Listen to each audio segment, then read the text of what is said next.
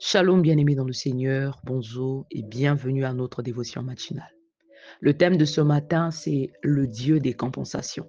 Ce matin, je viens te parler de Dieu comme étant le Dieu des compensations. Alors, c'est quoi une compensation? Une compensation est un avantage qui compense un désavantage ou un manque. Il y a des gens qui ont expérimenté Dieu comme étant un Dieu de compensation, comme étant le Dieu des compensations. Moi qui vous parle, j'ai expérimenté Dieu comme étant le Dieu des compensations. Voilà pourquoi hier, dans ma prière, en pensant à cette parole, j'ai beaucoup pleuré. Vous savez, il y a une différence entre ce que vous avez entendu parler et ce que vous avez expérimenté de Dieu. Sur la parole de Dieu, vous allez remarquer que le même passage ou encore le même verset, vous allez voir, il peut avoir 1000 intervenants. 1000 personnes peuvent intervenir sur ce verset.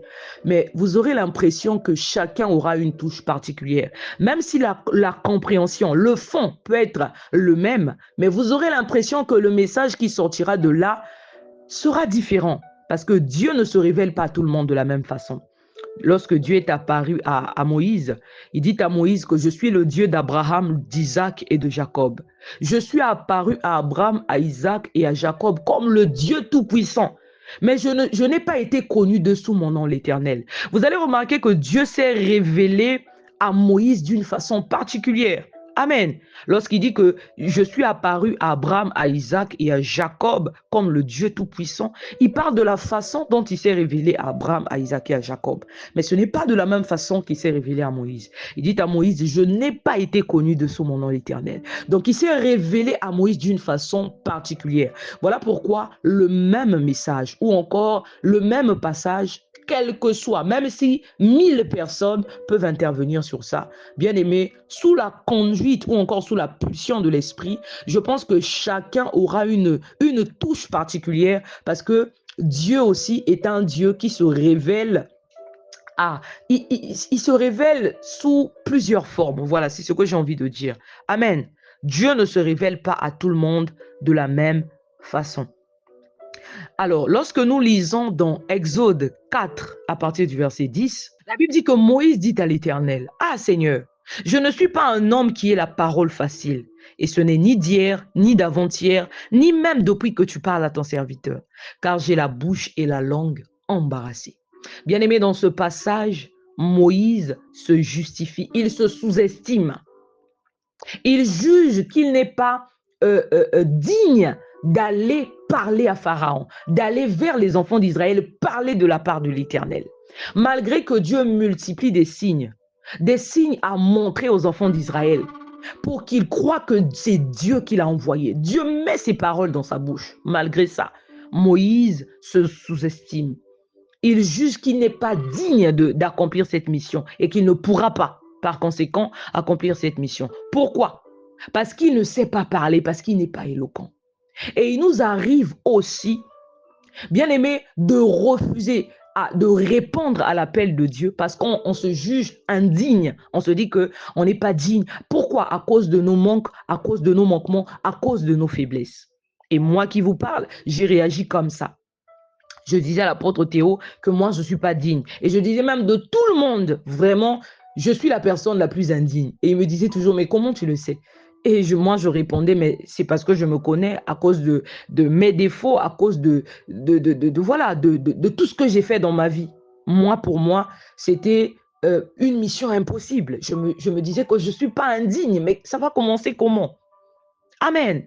Et souvent, on réagit comme ça. Moïse, en réagissant comme ça, il oubliait une chose, que le Dieu qu'il avait appelé, qu'il envoyait en mission, c'est le Dieu qui le connaît. C'était peut-être une surprise pour lui, mais pas pour Dieu. Amen. Pas pour son Créateur. Lorsqu'il était dans la maison de Pharaon et que Dieu le regardait, Dieu savait. Il savait que c'était lui qui délivrera les enfants d'Israël de la main de ce même Pharaon. Dieu le savait. Bien-aimé, tes faiblesses, tes manques ou encore tes manquements ne peuvent t'empêcher d'accomplir la mission que Dieu t'envoie. Ou encore le plan de Dieu que tu as appelé à accomplir dans ta vie ou même dans le ministère. La seule chose qui peut te freiner, je pense que c'est le manque de volonté. Le manque de volonté. Mais ici, on voit que malgré tout, On sent vraiment que c'est Moïse que Dieu avait choisi. Parce qu'avec tout ce que Moïse fait, il essaie de dévier. À un moment, il va même énerver Dieu. Mais on ne voit pas Dieu dire, écoute, toi aussi tu me déranges. Bon, laisse aussi, je vais prendre ton frère Aaron qui est éloquent. Au contraire, qu'est-ce que Dieu fait? La Bible dit que l'Éternel lui dit, qui a fait la bouche? Qui a fait la bouche de l'homme? Et qui rend muet ou sourd, voyant ou aveugle? N'est-ce pas moi l'Éternel? Là, Dieu rappelle à Moïse, est-ce que c'est pas lui qui a fait la bouche? C'était une façon de dire que si c'est moi qui t'envoie, rassure-toi que si c'est moi qui ai créé la bouche, que c'est un petit problème. Et Dieu lui dit, va donc, je serai avec ta bouche. Je t'enseignerai ce que tu auras à dire. Bien aimé, ça déjà, ça suffisait à Moïse pour croire. Mais on sent que, c'est-à-dire, Moïse se sous-estimait. Il n'avait pas confiance en lui. C'est-à-dire, pour lui, deux fois, on réagit comme ça. Il y a beaucoup de chrétiens qui sont comme ça. Moi-même, je vous ai dit, moi qui vous parle, j'étais comme ça. Il y a des choses de fois que Dieu t'appelle à manifester. On te prophétise, on te dit des choses, il y a des choses même que tu vois en rêve. Mais ces choses-là doivent te faire prendre conscience. Lorsque tu prends conscience que tu as une mission à accomplir, que Dieu t'appelle à accomplir une mission, Dieu t'appelle à son service, tu dois même changer ta façon de vivre, ta façon de faire les choses. Amen. Tu dois déjà te comporter comme une personne consacrée. Parce que ce que font les serviteurs de Dieu, c'est une façon de confirmer l'œuvre de Dieu dans la vie du serviteur de Dieu. Sinon, Dieu a dit à Jérémie, avant que je ne t'eusse formé dans le ventre de ta mère, je te connaissais. Et Dieu dit, je t'avais établi prophète des nations. Je t'avais consacré. Dieu n'a pas attendu que Jérémie sorte du ventre de sa mère. Donc, lorsqu'on te dit que Dieu t'appelle à son service, ça veut dire que tu as les atouts qu'il faut. Tu as tout ce qu'il faut pour accomplir cette mission. Dieu a déposé quelque chose en toi. Il y a des choses que Dieu dépose aussi au fur et à mesure. Amen. Et même lors de la cérémonie de consécration. Moi, j'appelle ça confirmation parce que c'est une façon de confirmer le serviteur de Dieu. C'est vrai que lorsqu'on le fait pendant cette cérémonie-là, ou encore même après, il y a des choses qui viennent au fur et à mesure que Dieu dépose en nous. Et il y a des choses que Dieu déclenche. Mais lorsque Dieu t'appelle, il dépose en toi la chose principale, ce qu'il te faut. Moïse était surpris quand Dieu lui dit jette ton bâton par terre. Quand son bâton se transforme en serpent, la Bible dit qu'il fouillait devant ce serpent. Donc même lui-même, il n'était pas conscient qu'il était investi. Des fois, on n'est pas conscient de qui on est. Mais moi, je pense que ce que Dieu nous montre dans le sommeil, ou même ce que Dieu nous dit au travers de ses serviteurs, doit nous rassurer. Ça doit changer ta façon de faire les choses. Ta façon de marcher. Dieu t'a dit que tu es son serviteur. Il y a des choses que tu dois arrêter de faire. C'est pas parce qu'on n'en a pas versé de l'huile sur moi. L'huile, la cérémonie que font les hommes, ça c'est pour confirmer l'appel de Dieu dans ta vie. Les cérémonies de consécration, là, c'est une façon de confirmer l'appel de Dieu dans la vie de l'appelé. Pas dans la vie de n'importe qui, parce que celui qui n'est pas appelé, sur qui on verse de l'huile, n'est pas consacré. Amen. On ne t'appellera pas consacré parce qu'on a versé l'huile sur toi. On t'appelle consacré parce que tu es appelé. Que tu es appelé de Dieu. L'huile qu'on verse sur toi confirme ton ministère ou encore l'appel de Dieu sur ta vie. Amen. Dieu dit à Moïse, va donc, je serai avec ta bouche et je t'enseignerai ce que tu auras à dire. Malgré ça, bien-aimé, Moïse dit, ah Seigneur, envoie qui tu voudras envoyer. Donc, on sent qu'il n'était même pas disposé à le faire. Mais malgré ça, on sent aussi que Dieu était déterminé. Pourquoi? Parce qu'il avait déposé dans la vie de Moïse les atouts pour accomplir cette mission. Il avait déposé dans la vie de Moïse le nécessaire pour accomplir cette mission. C'était pas la chose pour accomplir la mission n'était pas en Aaron. Aaron n'était qu'une compensation. Dieu s'est servi de Aaron pour compenser le manque de Moïse. Mais les atouts pour accomplir la mission n'étaient pas en Aaron. Lorsque j'avais fait l'enseignement sur le visionnaire et le porteur de vision, j'avais expliqué ça. En fait, le porteur de vision n'a pas de vision. Le porteur de vision porte la vision du visionnaire. Donc, il compense le manque du visionnaire. Bon, il ne s'agit pas toujours du manque, mais c'est une façon d'équilibrer le visionnaire. Amen. Aaron était un porteur de vision. Dieu l'a utilisé pour compenser le manque de Moïse. Voilà pourquoi toi qui es appelé, tu es seulement appelé à porter une vision comme moi, la vision d'un visionnaire comme moi. Tu te retrouves en train de convoiter le visionnaire. Tu n'iras pas loin. Tu n'iras pas loin. Parce que tu n'es pas appelé à le faire. Il n'y a pas une vision que Dieu a déposée en toi. Il n'y a pas une vision. Et toi aussi qui fouilles l'appel de Dieu, sache que dans ta vie, il y a la chose de Dieu. Il y a le nécessaire. Toi, tu dis, envoie qui tu voudras. Alors que c'est en toi que Dieu a déposé la chose pour accomplir cette mission. Voilà pourquoi plus tu tardes à comprendre ces choses-là, bien aimé, tu perds le temps. Il y a des fois une chose qui aurait pu se faire parce que c'est toi que Dieu a appelé à le faire. Mais comme pour toi, tu te sous-estimes, tu te juges indigne, pour toi, tu réponds à Dieu. Deux fois, on se dit, oh, mais je n'ai pas répondu comme ça. Mais quand tu refuses de faire ce que Dieu t'appelle à faire, en réalité, tu réagis comme Moïse. Tu es en train de dire à Dieu, envoie qui tu voudras. Amen. Il y a même des gens qui ne sont pas motivés à faire ce qu'ils sont appelés à faire parce qu'ils convoitent l'appel de quelqu'un. Ils convoitent l'appel des autres. Oh, moi, j'aurais aimé être docteur. Mais est-ce que tu es appelé au doctorat? Est-ce que tu es appelé à ça? J'aurais aimé être apôtre, mais est-ce que tu es appelé à l'apostolat? Lorsqu'on est appelé à quelque chose, Dieu dépose en nous ce qu'il faut pour accomplir cette tâche. Quand tu n'es pas appelé à quelque chose, quel que soit, tu vas forcer. Tu n'as pas la chose. Et par conséquent, tu n'iras pas loin. Amen. Toi, tu es pour toi pasteur, comme moi. Tu es pour toi évangéliste. Tu es pour toi prophète. Mais tu te retrouves en train de convoiter l'appel de quelqu'un. J'aurais aimé être comme un tel. Et au lieu de faire ce pourquoi Dieu t'a investi, donc tu supposes que Dieu a fait une erreur. Toi, tu sens, oh, je sens que je suis appelé à ceci. Tu sens, tu ressens. Donc Dieu s'est trompé, quoi. Moi, je sens que je suis appelé à telle chose. Donc tu supposes que Dieu s'est trompé. Détrompe-toi, mon frère. Détrompe-toi, ma soeur. Dieu ne se trompe jamais. Amen. Réponds-toi de ta convoitise. Réponds-toi de ta convoitise. À quel moment tu auras le temps de faire ce que tu as appelé à faire, ce pourquoi Dieu t'a investi? Puisque tu perds ton temps à convoiter l'appel des autres, tu ne feras jamais ce que tu as appelé à faire. Parce que tout le temps, tu seras en train d'imiter quelqu'un.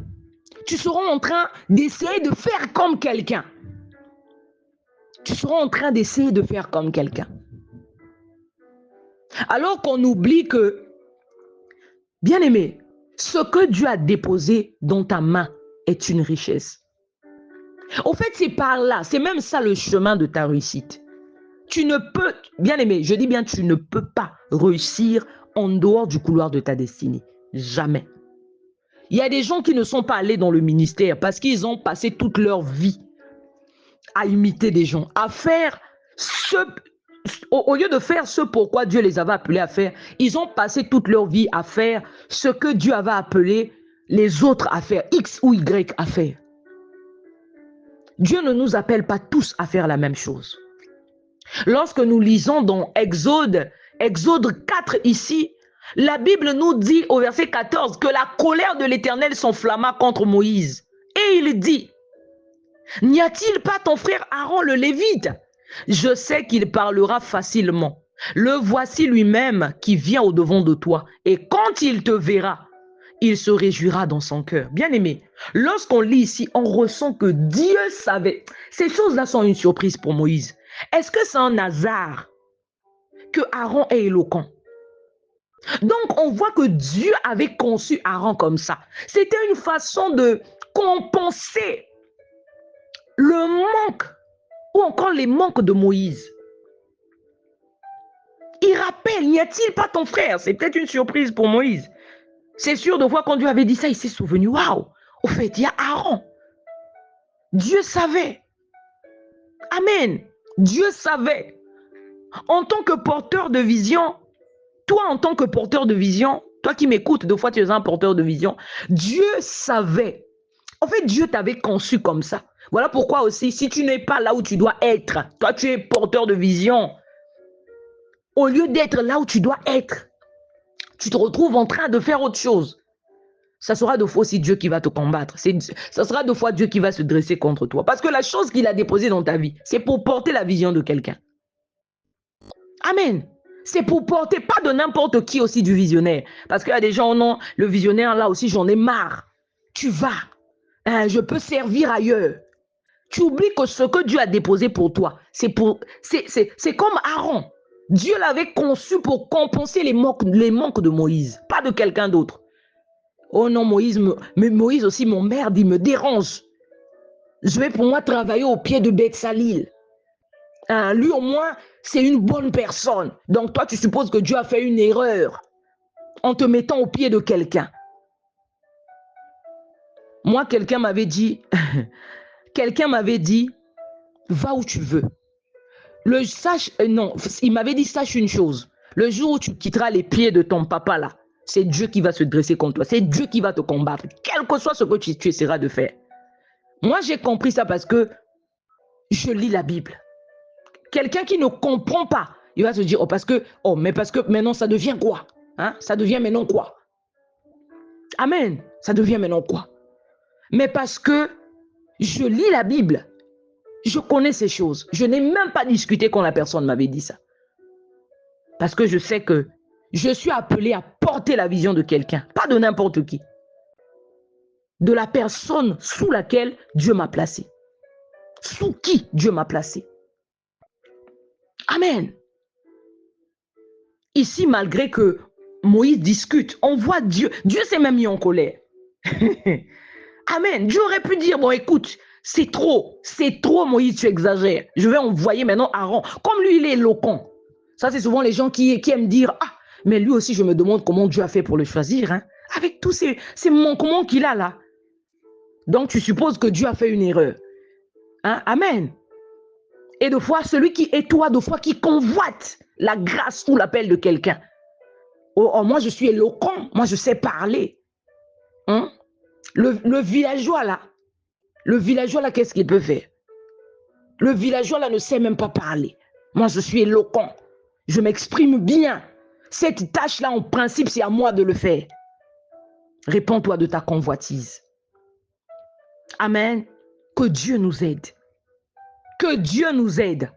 La réussite, tu ne vas pas dire que j'ai réussi. Oh que non, mission accomplie. Dieu ne va pas te noter mission accomplie parce que tu as fait comme quelqu'un. Tu auras accompli ta mission quand tu auras fait ce pourquoi Dieu t'a investi. Quand tu auras fait ce que Dieu t'a appelé à faire. C'est là où Dieu va te pointer mission accomplie. Toi, tu es militaire. On t'envoie au front. Dieu te dit que ta mission, c'est au front. Au lieu d'être au front là-bas avec les autres, avec les militaires aussi, toi, tu t'es retrouvé en train de consulter les gens comme un docteur à l'hôpital. Tu as triché, tu as pris la tenue des médecins. Même si arrivé là-bas, tu te débrouilles à soigner, que les gens ont un bon témoignage de toi. Oh, apparemment, c'est un bon médecin. Quand tu vas rentrer auprès de celui qui t'a envoyé en mission, de ton employeur, de ton boss, il ne va pas te pointer, il ne va jamais te pointer. Mission accomplie, quel que soit le témoignage que les gens vont donner de toi. Au niveau de ce que tu auras fait de la médecine. Il ne va jamais te pointer mission accomplie. Parce que lui, il t'avait envoyé sur terre en tant que militaire. Ta place, c'était au front. C'était d'aller au front avec les autres. Toi, tu as fui. Tu as fui. Deux fois parce que tu convoitais les médecins. Ngeme back blues. Ngeme loit blues. Tu t'es retrouvé en train de faire ce que font les médecins alors que tu n'es pas appelé à le faire. C'est de la triche. Tu es content de fois quand les gens donnent des bons témoignages de toi au niveau de la médecine. Ah, apparemment, il fait pas mal, hein, il se débrouille. Mais ce n'est pas ce que Dieu t'a appelé à faire. Dieu ne va pas te pointer mission accomplie parce que lui, il ne t'avait pas envoyé à faire la médecine. Il t'avait envoyé, il t'avait pas envoyé faire la médecine, il t'avait envoyé faire ce que tu as refusé de faire. Lorsque nous lisons dans Jean 19 à partir du verset 25, la Bible nous dit que près de la croix de Jésus se tenaient sa mère et la sœur de sa mère, Marie, femme de Clopas, et Marie de Magdala. Jésus, voyant sa mère et auprès d'elle le disciple qu'il aimait, dit à sa mère, « Femme, voilà ton fils. » Puis il dit au disciple, « Voilà ta mère. » Et dès ce moment, le disciple l'a pris, c'est-à-dire pris Marie. Amen. Le disciple l'a pris chez lui. Waouh. Bien-aimé, Dieu est un Dieu de compensation. Il y a peut-être quelqu'un, peut-être que tu ne fais pas attention, mais il y a des manques que Dieu a compensés dans ta vie. Vous savez, des fois, c'est en observant. Je vous ai dit que hier, pendant que je faisais ma prière, j'ai réalisé l'amour de Dieu. Dieu est extraordinaire. Il est celui qui compense nos manques. La Bible nous dit dans le psaume 68 au verset 6 que Dieu donne une famille à ceux qui étaient abandonnés. Il est celui qui compense tes manques. Il y a peut-être quelqu'un qui ne fait pas attention. Il y a des fois un manque que Dieu a compensé dans ta vie. Amen. Ici, on nous dit que près de la croix, il y avait Marie et il y avait d'autres femmes qui étaient là. Il y avait aussi le disciple que Jésus aimait, Jean. Le disciple qui, un jour, la Bible nous relate qu'il avait la tête posée sur la poitrine de Jésus. Et j'avais fait une prédication où je disais que lorsqu'on n'est pas intime à quelqu'un, on ne peut pas avoir sa tête posée sur la poitrine de la personne. Jamais. Ça va commencer comment? Tu prends ta tête, tu viens poser sur ma poitrine. Ça va commencer comment? Amen. Cela révèle l'intimité que Jean avait avec Jésus. À tel point qu'on voit que lorsque Pierre voulait poser, il y a une question, il voulait savoir une chose, et la Bible nous dit qu'il était passé par Jean. Jean qui avait la tête posée sur la poitrine de Jésus, il dit à Jean, est-ce que tu peux poser telle question au maître? Est-ce que tu peux lui demander ça? Mais est-ce que Pierre lui-même ne pouvait pas le faire? Amen. C'est justement parce qu'il avait vu que par rapport à la relation que Jean avait avec Jésus, ben, il a supposé que c'était beaucoup plus facile pour lui, bien que lui aussi il avait accès, mais il avait jugé, amen, il avait jugé en tant qu'être humain que avec Jean ça allait passer beaucoup plus vite. Il avait préféré passer par Jean. Et j'avais expliqué que lorsqu'on est intime à Dieu, lorsqu'on devient intime à Dieu, bien aimé, il y a des choses. Là où les autres tâtonnent, chez toi, ça va aller direct. On va dire, mais on ne te comprend pas. Toi, non, toi, tu as un truc. Tu n'as pas un truc, tu es intime à Dieu. Lorsqu'on développe une profonde intimité avec Dieu, bien aimé, c'est comme ça que les choses se passent. Des fois, les gens ne comprendront pas ta relation avec Dieu. Et ici, on nous parle de ce disciple-là que Jésus aimait. Amen. Quoique en lisant, on voit aussi que lui aussi, c'est quelqu'un qui aimait Jésus. Mais on ne nous parle pas de son amour pour Jésus. On voit juste l'amour, on nous parle juste de l'amour que le maître avait pour lui. Est-ce que ça veut dire que le maître n'aimait pas d'autres disciples? Non. Ça veut simplement dire que lui, il avait une relation particulière avec le maître. Lui, il était beaucoup plus attaché au maître. On voit tous dans nos familles, souvent, les Benjamins ou les Benjamines, souvent, ils sont beaucoup plus attachés aux parents. C'est des gens qui sont souvent beaucoup plus proches des parents. Et des fois, lorsque les aînés veulent, ils veulent demander des fois un truc aux parents, ils vont dire, toi, va chez papa, toi, va parler à maman. Pourquoi? Des fois, c'est à cause de la proximité que le petit a avec ses parents. Parce que des fois, quand on grandit, l'attachement avec les parents aussi, des fois, ce n'est plus pareil. Amen. Et ici, on nous parle de ce disciple-là, qui n'est autre que Jean. Et on nous dit que près de la croix, Jésus, voyant sa mère et auprès d'elle, le disciple qu'il aimait, dit à sa mère, « Femme, voilà ton fils. » Pourquoi? C'était une façon de compenser le manque de Marie. Amen. Il a donné un autre fils. Il a compensé. Dieu a compensé le manque de Marie. Il a donné un autre fils à Marie. Quoique ce fils-là n'est pas égal à Jésus. Amen. Mais Dieu lui a quand même. Dieu est celui qui compense ton manque. Tu as besoin de nourriture. Dieu peut te donner la manne. Il ne te donne pas forcément la viande. Là où les enfants d'Israël dans le désert ont convoité la viande. Ils ont commencé à pleurer. Moïse, donne-nous la viande. Alors qu'ils avaient la manne. Deux fois, il faut se contenter de ce que Dieu nous donne. Lorsqu'on méprise ce que Dieu nous donne parce qu'on juge qu'on mérite mieux, c'est un péché. Que je mérite mieux. Moi, je mérite tel poste, je mérite. Donc, même quand tu ne le dis pas, quand tu penses seulement, tu as péché parce que tu supposes que Dieu a fait une erreur. Dieu est celui qui compense nos manques. Des fois, on ne prend même pas le temps de rendre grâce à Dieu parce qu'on ne voit pas Dieu même dans les petites choses, dans les détails. Quand tu pleures quelque chose, des fois, Dieu te compense. Oh non, moi j'ai besoin, je sais pas, je veux ceci. Dieu, des fois, il te donne pas exactement ce que tu recherches, mais il compense ce manque-là. En attendant, des fois, il va te donner. Parce que juste après le désert, ils avaient mangé ce qu'ils veulent. Ils avaient mangé la nourriture, tout ce qu'ils voulaient manger dans le désert. Ils avaient mangé ça après, quand ils sont sortis. Amen. Ils avaient mangé ça. Donc, deux fois, supporte un peu dans le désert, contente-toi de la manne que Dieu te donne dans le désert. Pendant que tu es dans ton désert, Dieu te donne la manne. Contente-toi de la manne. Ne dis pas, Seigneur, je veux la viande. Il sait. Il y a un temps pour toute chose. J'avais fait une prédication, je disais que le désert n'a jamais été la destination finale. Dieu ne veut pas que tu meurs dans le désert. Ceux qui sont morts dans le désert, ce n'était pas la volonté parfaite de Dieu. Ce n'était pas dans le plan parfait de Dieu. Dieu voulait qu'ils entrent dans Canaan, qu'ils arrivent jusqu'à la terre promise.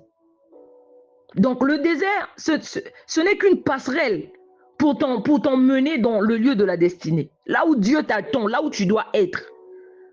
Le lieu que toi tu appelles la place que tu mérites là. Supporte un peu le désert. Amen. Ici, on voit Dieu compenser le manque de Marie. Quoique l'enfant là n'était pas égal à Jésus, Dieu l'avait quand même compensé ce manque. Il dit, femme, amen. Il dit à sa mère, femme, voilà ton fils. Et ce que j'ai aimé, et ce que j'aime dans ce passage, le témoignage, Dieu n'a pas seulement parlé à Marie, Dieu a parlé aussi à ce disciple pour montrer, bien aimé, Dieu est extraordinaire. C'est-à-dire pour montrer l'authenticité, que c'est quelque chose qui venait de lui. Il n'a pas seulement parlé à Marie, il a aussi parlé aux disciples. Amen. Il a parlé aux disciples. Des fois, lorsque Dieu il nous connecte aux gens, à certaines personnes, Dieu ne se révèle pas seulement à nous. Il se révèle aussi à ces personnes, comme pour marquer l'authenticité de son plan, comme pour dire que c'est son plan parfait. C'est quelque chose qui vient de lui. La Bible dit que puis Jésus dit aux disciples qu'il aimait, voilà ta mère. Et juste après ça, lorsque les deux ont compris, parce que Dieu peut vous parler, mais vous ne comprenez pas. Il te parle que c'est une façon de compenser un manque. Mais des fois, toi, tu ne comprends pas. Mais la Bible dit que juste après, lorsque le Seigneur a parlé à Marie et aux disciples qu'il aimait, la Bible dit que dès ce moment, le disciple l'a pris, il prit Marie chez lui. Lorsque tous les deux ont compris ce qu'était la vision de Dieu, ils ont compris le plan de Dieu. Ils ont compris ce que Dieu voulait faire avec eux. Que cela ne venait pas d'eux, mais de Dieu. On te dit que ce disciple-là l'a pris. Dieu compense les manques. Des fois, il y a des gens que Dieu a fait entrer dans ta vie. C'est une façon de compenser, des fois, un manque. Moi, c'est quelque chose que moi, j'ai expérimenté. Ou que j'expérimente. Il y a un manque, peut-être des manques que Dieu a compensés. Mais il y a un manque que Dieu m'a clairement montré que je vois. Il y a peut-être aussi des manques que Dieu a compensés, peut-être que je ne fais pas attention. Mais il y a un manque. Une chose que pour moi, c'était, je ne sais pas comment expliquer ça. Je me disais que ça ne pouvait pas être compensé, que c'était pas humainement, que c'est impossible. Mais c'est un manque que Dieu a compensé. Et que Dieu m'a montré clairement, je vois que oui, ça c'est une façon de compenser ce manque-là. Parce que c'est une chose qui me rendait malheureuse. Dieu a compensé ce manque-là. Il est le Dieu des compensations, celui qui compense nos manques. J'aimerais aussi rassurer quelqu'un. Peut-être que toi, ton manque, Dieu ne l'a pas encore compensé. Mais je te rappelle que Dieu est un Dieu des compensations. Confie-toi en lui. Il va compenser ces manques-là. Parle-lui. Prends un temps dans la présence de Dieu. Parle à Dieu. Vous savez, lorsque Dieu voit qu'une chose ne nous affecte pas vraiment, des fois, il peut laisser ça comme ça. Si ça ne t'affecte pas vraiment, si ça ne peut pas t'empêcher de faire correctement ce que tu es appelé à faire, ben Dieu va laisser ça comme ça. Mais il y a des choses aussi que Dieu juge utile de compenser en fonction de ce que nous sommes appelés à faire.